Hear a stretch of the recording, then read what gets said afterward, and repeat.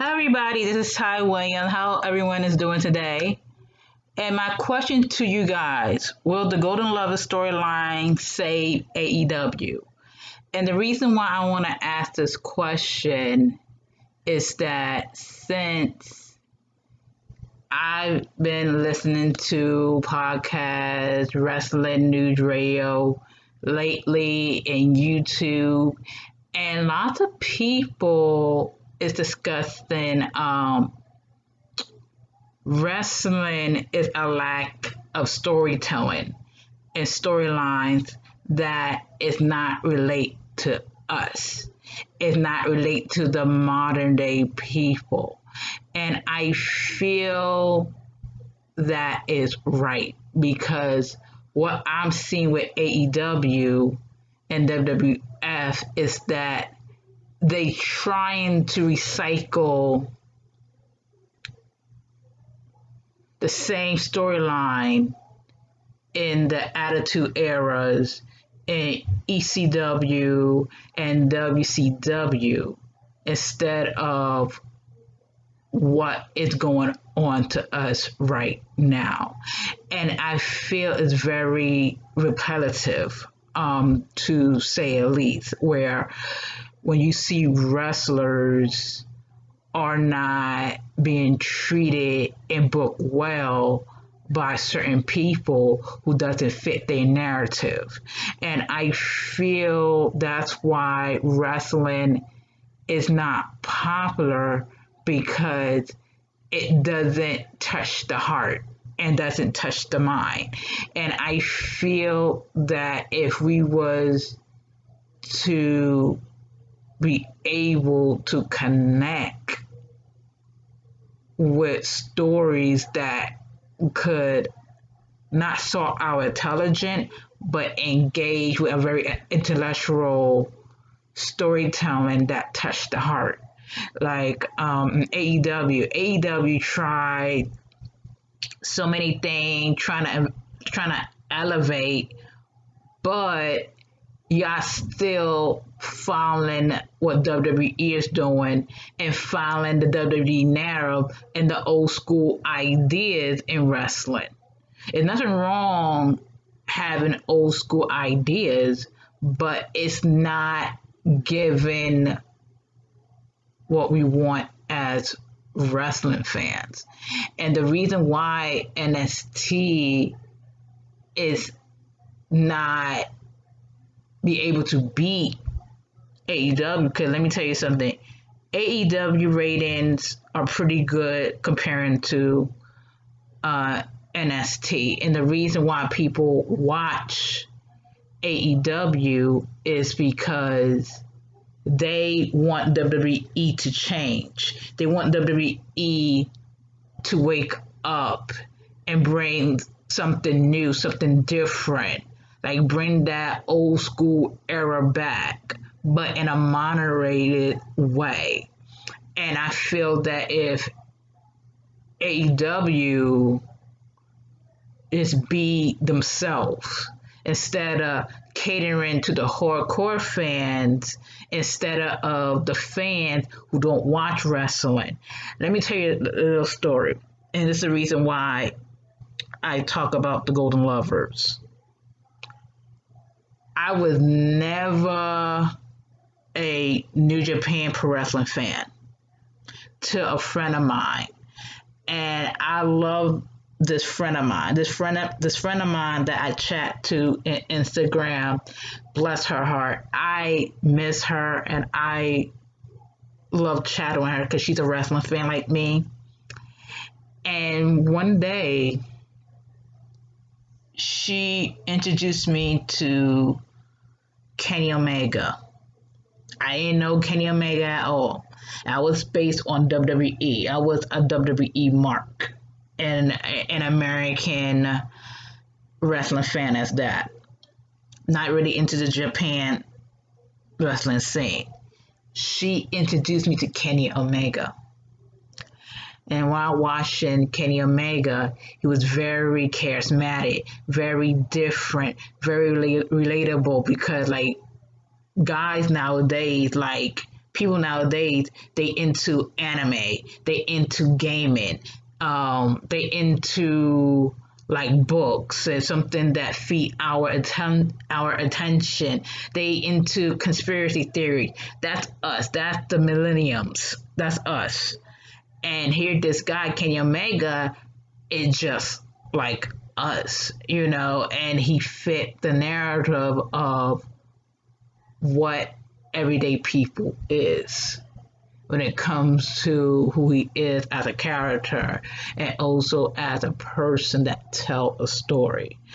And once I get into his character and see what he could do, and he could do amazing, crazy stuff in the ring.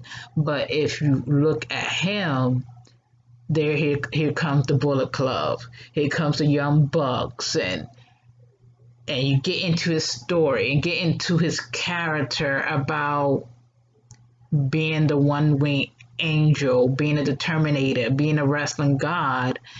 And when you watch him doing all these things, this guy have an origin story. And his story was way back when he was a trainee in a development company of Deep South Wrestling. And that's the WWE training facility or company that owned. And he was overlooked because of his size, the way he looked. He's not the typical wrestler where wrestlers go to parties, have sex with groupies, and get into bar fight, get some drinks, and he's not none of that. He's a guy that just love being in the house, love playing video games. He doesn't drink, he doesn't smoke. He's a private guy.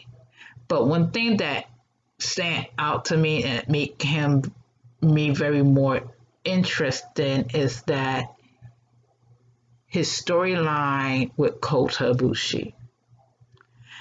And that storyline with Kota Ibushi, it changed everything for me, especially the history. Like, Kenny Omega want to be with someone that fits his narrative, that fits of who he is as a person. And he met someone like Kota Ibushi, who's extremely gifted in the ring, extremely talented, and do anything to make people love wrestling. And that's Kota Ibushi. And you put these two together, it's magic. It tells a story about two people who fell in love in wrestling. And not only fell in love in wrestling, but changed the old school narrative about sexuality in professional wrestling. Like, in history, there is this strong anti-homosexuality culture in society, in the entertainment industry, in corporate America and corporate world, that they frown upon on gay relationship. They frown upon about gay people. And I feel like the Golden Lover storyline will help people to understand about sexuality without being submissive or being overly sexualized. And I feel like people have this stereotype idea that gay people are jokes, gay people are a comedy act, gay people should be hide and not seen, and we're supposed to look at gay people as shameful, and gay people should not do this and that because part of religion, and in our religion we don't accept homosexuality, and we don't want our kids to be gay because is part of the Bible that gay is sin. So we are living in this society where people are not fully understand and fully not accepting of gay people, and to have the Golden Lovers to have a storyline between two people that loved one another but couldn't because of the stigma, or because both of them have different missions. Like you see Kota Ibushi in the beginning, he was the most popular guy in wrestling, most popular guy in wrestling, and people want Kota Ibushi to go to WWE.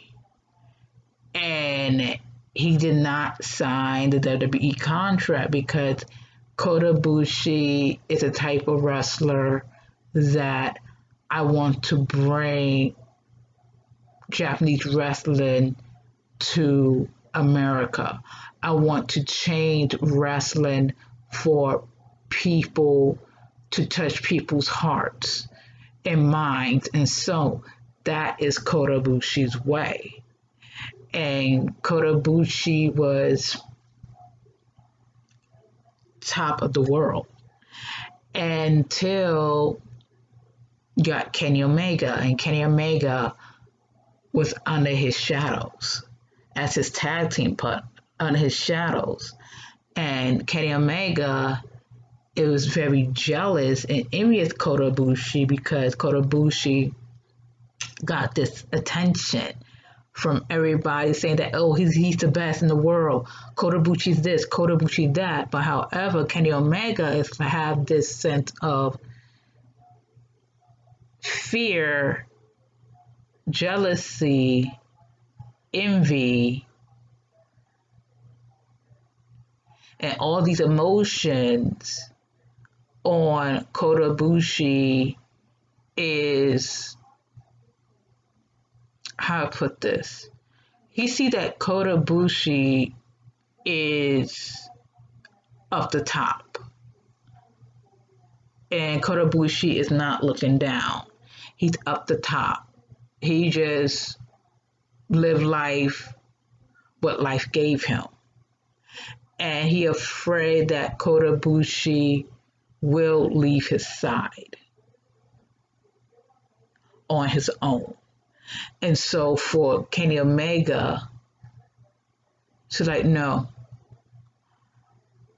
I gotta portray him. I gotta let him know about what I feel about him. And when he did that, that's when Kenny Omega is facing his inner morality, his inner self, his inner conflict of,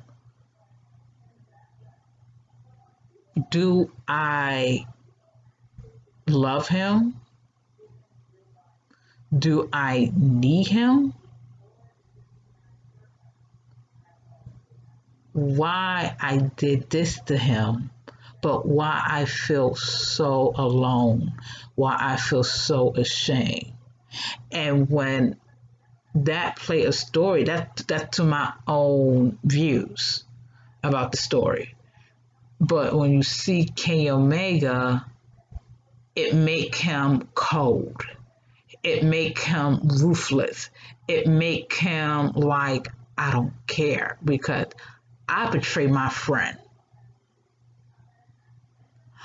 I will go any of my way to destroy anyone right in front of me because I have hatred in my heart.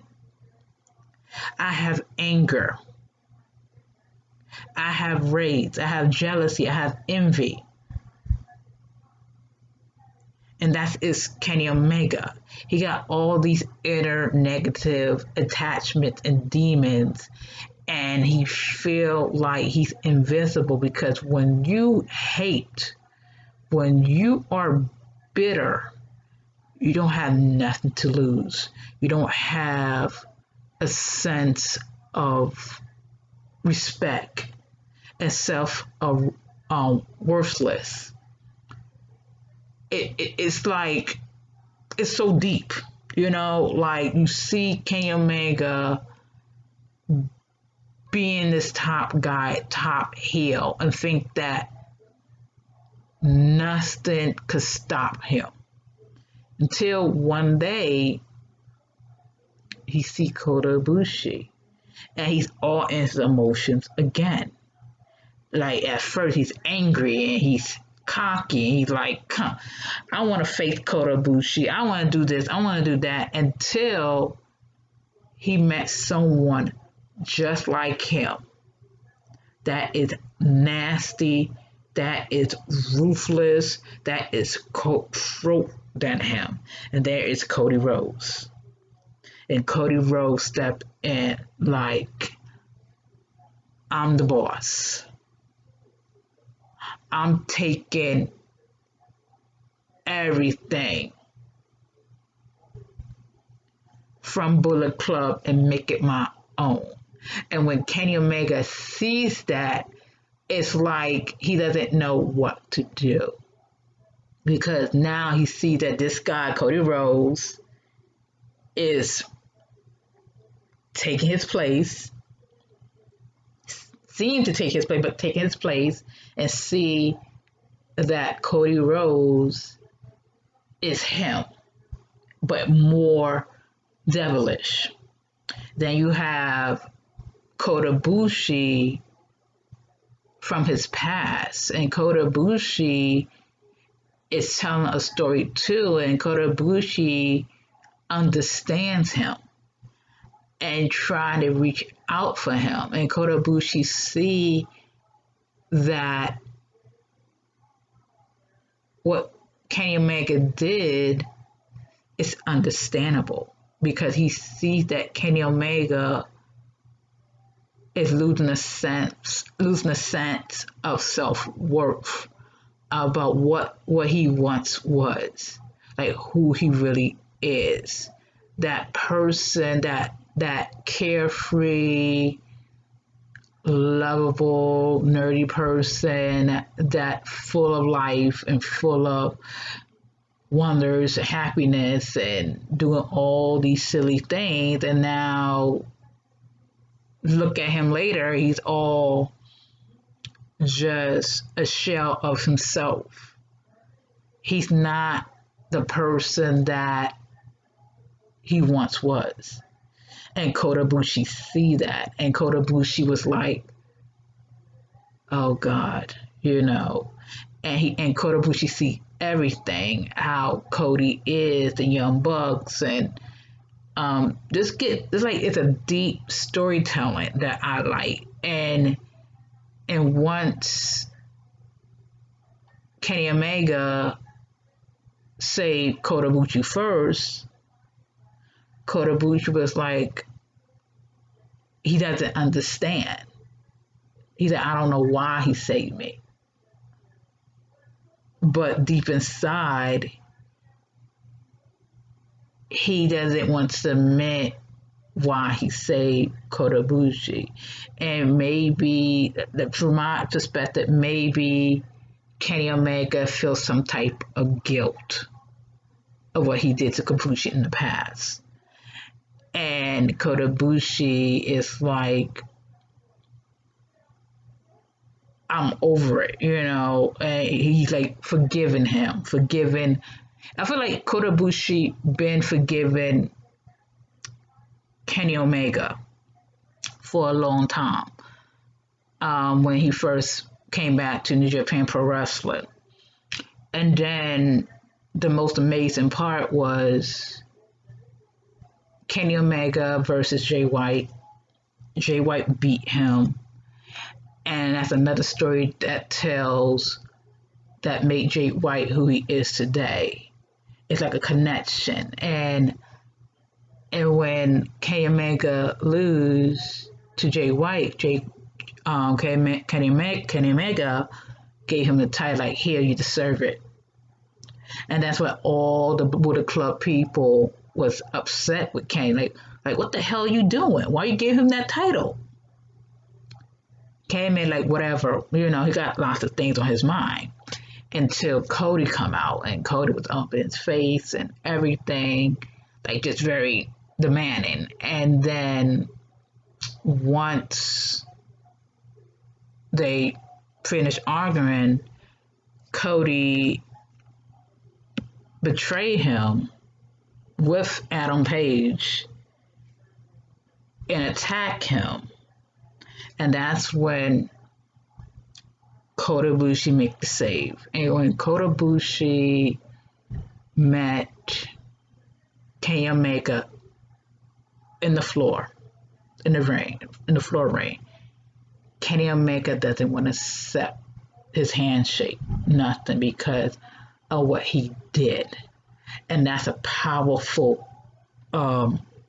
very powerful moment where you see Kenny Omega on the floor. He don't have no one around him. No one but him. And when he looked up at Kota Ibushi, gave his hand up to him, and he just pushed back. And then Kenny Omega lift up, and he saw Ibushi just in tears crying. And the reason why he in tears and crying is because he saw that Kota Ibushi was his first love, was his true friend, true soulmate, true everything. And when Kota Ibushi hugged him, that was pure storytelling, pure emotion, because it tells a story, a long-term storyline. It tells a story about true love do exist. It could be romantic and could be friendship, but most importantly is love. Love wins. Love wins all. And I feel like in society we lack love, because people to this day doesn't know how to love themselves, doesn't know about true love. But this storyline elevate why I am a New Japan Pro Wrestling fan, because of Kenny Omega and Kota Ibushi, because they are the two that brings a interesting new idea what wrestling's supposed to be. It's about two people in love trying to conquer the world through their talent in the ring and through chasing a goal, chasing the dream, and chasing a legacy between two people that love each other but also bring some respect in wrestling. And I think that's why people love the Golden Lovers, because of great storytelling and great new age way what we're supposed to tell in wrestling.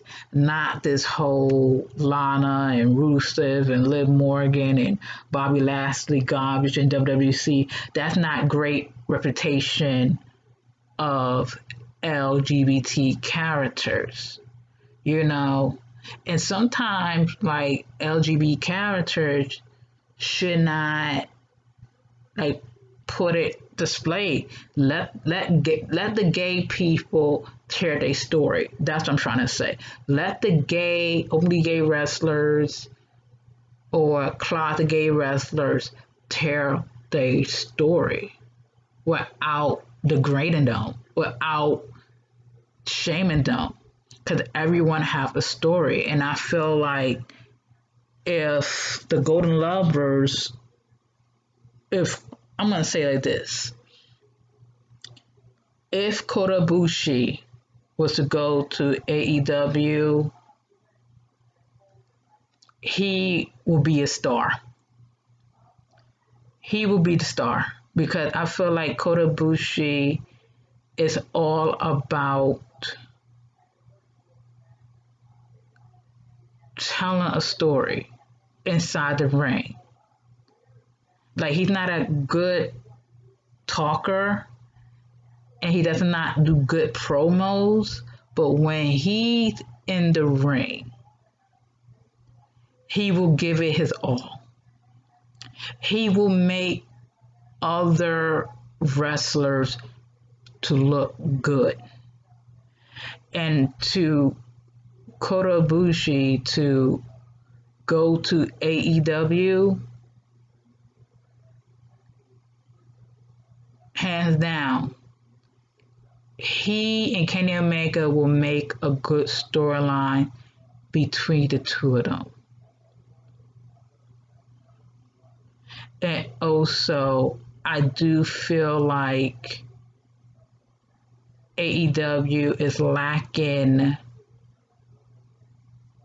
storyline because they already got character development. Okay, already they already got character development. It's just a storyline to make people like, yes, I'm loving this storyline.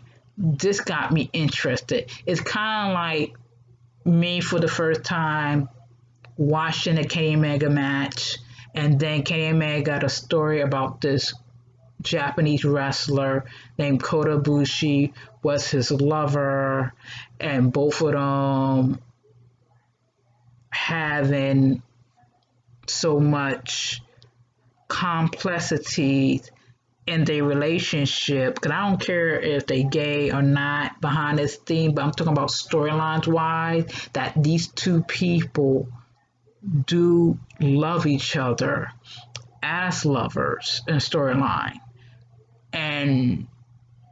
But it's always something pop up between them. Like, you got jealousy, you got envy, you got hatred, you got love, betrayal. Things pop up between these two lovers.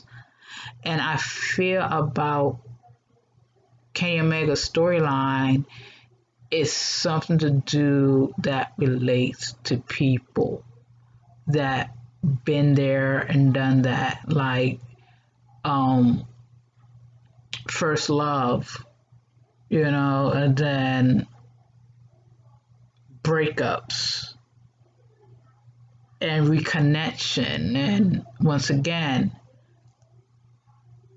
being separated. And that storytelling right there itself, it make me think, will the Golden Lover storyline say AEW if Kota Ibushi go to AEW, or Kenny Omega go to New Japan Pro Wrestling? But however, behind the scenes, AEW and New Japan Pro Wrestling do not want to work with each other because of Kenny Omega interviews or rumors of him being banned from New Japan Pro Wrestling or in Japan. But like articles, I don't believe certain articles. That's just me. But I feel that it will give a good like alibi on their relationship in storyline wise. It's just like mostly storyline.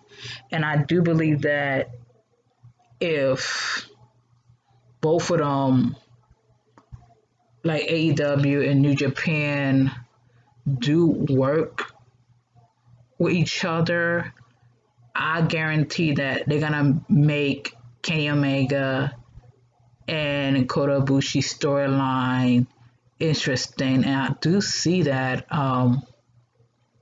since the pandemic and since so much stuff going on, I would not be surprised that they might do it at least 2 or 3 years to have a complete storyline between the Golden Lovers, between Kenny Omega and Kota Ibushi. But someone just told me, like, if somebody say this to me too, say, if you could family book Kota Ibushi and Kenny Omega United reunion in AEW or New Japan Pro Wrestling, how you gonna book it? Well, I will have, this is just me, I will have Kenny Omega